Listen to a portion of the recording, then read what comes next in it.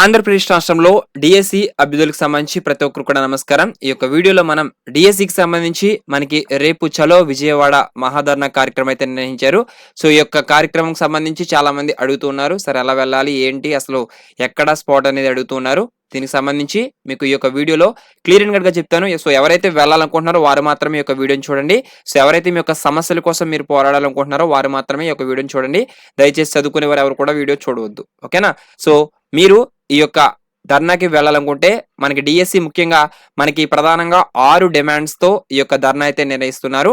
అవి ఏమిటంటే TET exam పెట్టాలి, వయో పరిమితి పెంచాలి, డిఎస్సికి 90 రోజుల సమయం కావాలి, ఒకే జిల్లా ఒకే పేపర్ సమయం మనకి, అలాగే నార్మలైజేషన్ ప్రక్రియ రద్దు, గ్రాడ్యుయేషన్ శాతం తగ్గించాలని. అయితే ఈ యొక్క మనకి మహాధర్నా కార్యక్రమం ఎప్పుడంటే కనుక మనకి రేపు 31 శనివారం ఉదయం 9 గంటల నుంచి విజయవాడ ధర్నా చౌక్ వద్ద ఈ యొక్క మహాధర్నా కార్యక్రమం అయితే నిర్వహిస్తున్నారు. సో ఎవరైతే డిఎస్సి అభ్యర్థులు మీ యొక్క సమస్యలపై మీరు పోరాడాలి అని అనుకుంటున్నారో వారు వెళ్ళండి.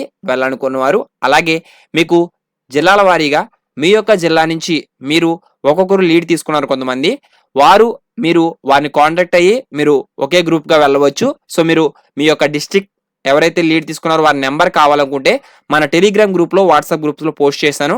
సో లేదా వీడియో డిస్క్రిప్షన్ లో లింక్ అయితే ఇస్తాను. ఆ యొక్క గ్రూప్ లో ద్వారా మీరు జాయిన్ అవ్వి మీ యొక్క జిల్లాలో ఎవరైతే లీడ్ తీసుకుంటున్నారో వారిని కాంటాక్ట్ అయ్యి వారితో సంప్రదించి ఈ యొక్క ధర్నా కార్యక్రమంలో పాల్గొనండి.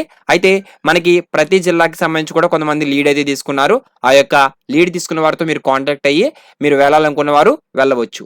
ఇప్పటి వరకు కూడా అనేక రకాలుగా మీరు ఆన్లైన్ లో పోరాటాలు చేస్తూనే ఉన్నారు. సో ఆన్లైన్ లో యూట్యూబ్ ఛానల్స్ లో చాలా మంది మనకి జర్నలిస్టులతో చాలా మంది అనేక రకాలుగా వీడియోలు అయితే చేయించారు, కానీ ప్రభుత్వం నుంచి ఎలాంటి కూడా స్పందన అయితే రాలేదు. సో అందుకని మీరు ఆన్లైన్ లో పోరాటాలు చేయకుండా ఆఫ్లైన్ లో మీరు ఎవరైతే రేపు మహాధర్నా కార్యక్రమాన్ని విజయవంతం చేసుకుంటే మీకు ఏమైనా ఛాన్సెస్ ఉండే అవకాశం అయితే ఉంటుంది. అయితే మనకి మొన్న మంగళగిరి ధర్నా కార్యక్రమం ఏదైతే ఉందో అది ఫ్లాప్ అయ్యింది. ఎందుకంటే దాదాపుగా మనకి అనేక రకమంది కామెంట్స్ చేస్తారు, పోస్ట్ పోన్ చేయండి అంటారు. ఆన్లైన్ లో మనకి కామెంట్స్ చేస్తే అక్కడ మనకి యూజ్ అయితే లేదు. సో మీరు ఆఫ్లైన్ లో మొన్న ఎవరైతే మంగళగిరి వెళ్ళారో కొంతమంది మాత్రమే వెళ్ళారు. సో అందరూ కామెంట్స్ లో వస్తారు అంటారు, కానీ మీరు ఎవరు వెళ్ళడం లేదు.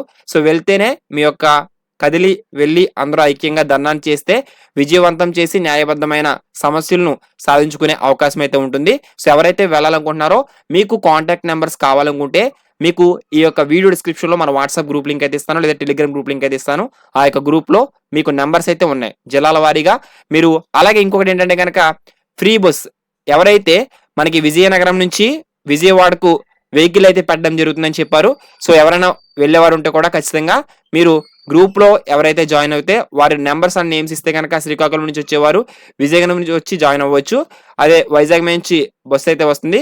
సో వైజాగ్ వారు నేమ్స్ ఇవ్వచ్చు అని మనకు ఒక నెంబర్ అయితే ఇచ్చారు. ఆ యొక్క నెంబర్ కూడా మీకు ప్రొవైడ్ చేస్తాను. మీరు గ్రూప్ లో జాయిన్ అవ్వండి. ఓకేనా? మన గ్రూప్ లో పోస్ట్ చేశాను ఇవన్నీ డీటెయిల్స్ కూడా. సో ప్రతి ఒక్కరు కూడా మీరు వారిని కాంటాక్ట్ అయ్యి వెళ్ళండి.